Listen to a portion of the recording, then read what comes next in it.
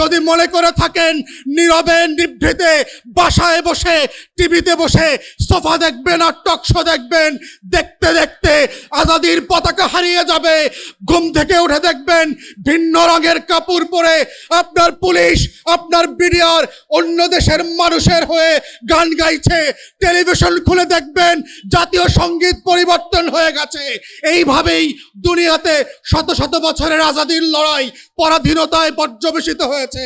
তাই গণ অভ্যুত্থানের পক্ষের শক্তি যারা বাংলাদেশকে ভালোবাসেন, লাল সবুজের পক্ষের মানুষ, আপনাদেরকে মাথায় রাখতে হবে কারা আজকে বিভিন্ন ব্যানারে বিভিন্নভাবে আওয়ামী লীগকে ফিরায় আনতে চায়, এসালামের টাকায় জাতীয় পার্টির নির্বাচন করতে চায়। ওরা বাংলাদেশের মানুষ না, ওরা দিল্লির গোলাম। ও যে পার্টি থেকে আসে, যে ব্যানারে আসে, ও গণ অভ্যুত্থানের শত্রু।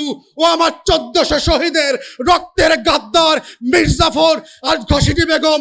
তাদেরকে কোনোভাবে আগামী দিনের রাজনীতি নির্বাচন করতে আমরা অ্যালাউ করব না। এটাই হচ্ছে গণ অভ্যুত্থানের প্রেরণা, আকাঙ্ক্ষার বাংলাদেশ 2, এবং এটাই হচ্ছে জুলাই সনদ বাস্তবায়নের একমাত্র শর্ত। প্রেসিডেন্ট জিয়াউর রহমান বারবার এই দেশের মানুষকে স্মরণ করিয়ে দিয়েছিলেন, ঠিক একইভাবে গত বছরের 36 দিনের আন্দোলনে বাংলাদেশের দামাল ছেলেরা, বাংলাদেশের টেকনাফ থেকে তেতুলিয়া পর্যন্ত, রূপসা থেকে পাথরিয়াতে, প্রান্তে প্রান্তে মহল্লায় মহল্লায় আবাবিলের মতো আসমান থেকে নেমে এসে আবু সাইদ হয়ে বুক চিতিয়ে বলে দিয়েছিল, দিল্লির আধিপত্যবাদকে আমরা মানব না, আগেও মানি নাই, ভবিষ্যতেও মানব না। এই মানানোর প্রশ্নে শুধু মানিকগঞ্জ না, বাংলাদেশের কোন স্বাধীনতাকামী, কোন সুপুরুষ, কোন আবু সাইদের উত্তরসূরিরা কোনদিন মুগ্ধের মতো পানি দিতে দিতে বুকের তাজা রক্ত দিয়ে দেবে, কিন্তু লাল সবুজের পতাকাকে বুক থেকে মাটিতে ফেলে শকুনের গায়ে দিয়ে দিবে, এটা হতে দেবে না। আমরাও দেব না ইনশাআল্লাহ, মানিকগঞ্জবাসীও দেবে না। এটাই হচ্ছে 36 জুলাইয়ের নতুন বাংলাদেশ। এই বাংলাদেশের নাম হচ্ছে বাংলাদেশ 2, এবং সেই বাংলাদেশ 2 গড়ে যেই যেই ব্যানারে কাজ করছেন, যেই যেই রাজনৈতিক দলেই আপনি থাকেন, আমাদের মোদ্দা কথা হচ্ছে এই বাংলাদেশ রাষ্ট্রের শত্রু প্রশ্নে কোনো আপোষ হবে না। দিল্লির আধিপত্যবাদ প্রশ্নে কোনো আপোষ হবে না।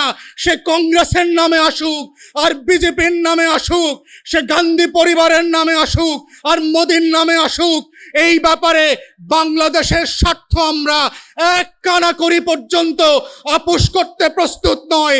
শুধু 1400 শহীদ না, 14,000 শহীদ না, 14 লক্ষ শহীদ, 14 কোটি মানুষ বুক চাতায়ে আবু সাইদ হয়ে ফিরে আসবে, আবুক্ত হয়ে ফিরে আসবে, শহীদ সাদ হয়ে ফিরে আসবে।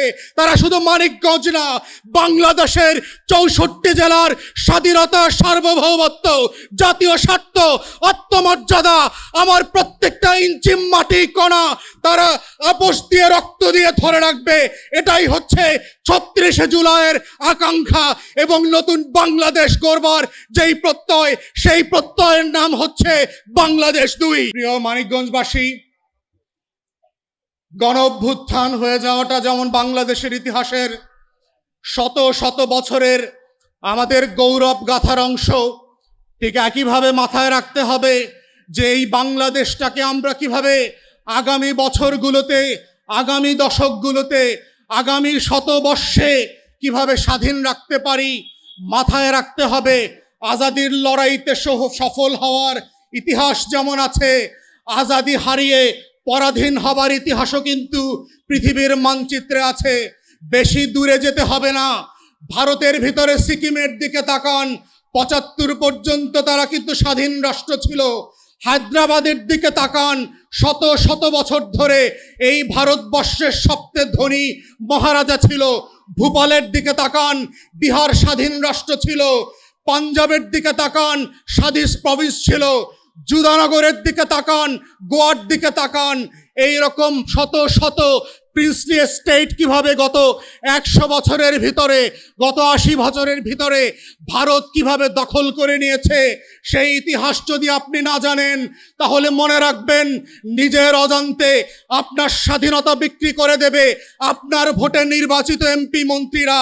বিভিন্ন ব্যানারে ব্যানারে আসবে, জাতীয়তাবাদের কথা বলবে, ইসলামী মূল্যবোধের কথা বলবে, আবার আওয়ামী রাজনীতির বিনির্মাণের কথাও বলবে।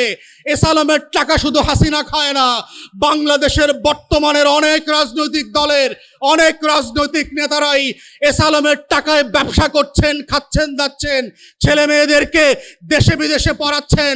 অতএব এই জায়গাতে মাথায় রাখতে হবে 1757 সালের 23 জুন কিভাবে এই স্বাধীন নবাবী বাংলার পতন ঘটেছিল। কারা কারা আজকে আমার আপনার মধ্যে বাস করে মির্জাফরের রোল প্লে করছে, কারা কারা আপনার আমার মতো কাপড় পরে উমিচাঁদ আর জগৎ শেঠের রোল প্লে করছে, কারা কারা জাতীয়তাবাদী আর ইসলামী দলগুলোর ভিতরে বাস করে ঘসিটি বেগমের রোল প্লে করছে, কৃষ্ণপদ রায় চৌধুরীর মতো করে বাংলাদেশকে বিক্রি করে দিচ্ছে। এই মানুষগুলোকে চেনাও হচ্ছে গণ অভ্যুত্থানের পক্ষের শক্তি এবং ব্যক্তিদের জন্য জরুরি। যদি আপনি চান বাংলাদেশ হায়দ্রাবাদ না হোক, যদি আপনি চান এই বাংলাদেশ স্বাধীন থাকবে, সিকিম হবে না, ভুটান হবে না, নেপাল হবে না, হায়দ্রাবাদ হবে না, কাশ্মীর হবে না, তাহলে আপনাকেও আপনার সমাজের ঘাপটি মেরে থাকা সেই মির্জাফর আর ঘসিটি বেগমদেরকে, সেই জগৎ শেঠ, রায়দুল্লাহ আর উমিচাঁদদেরকে চিনতে হবে।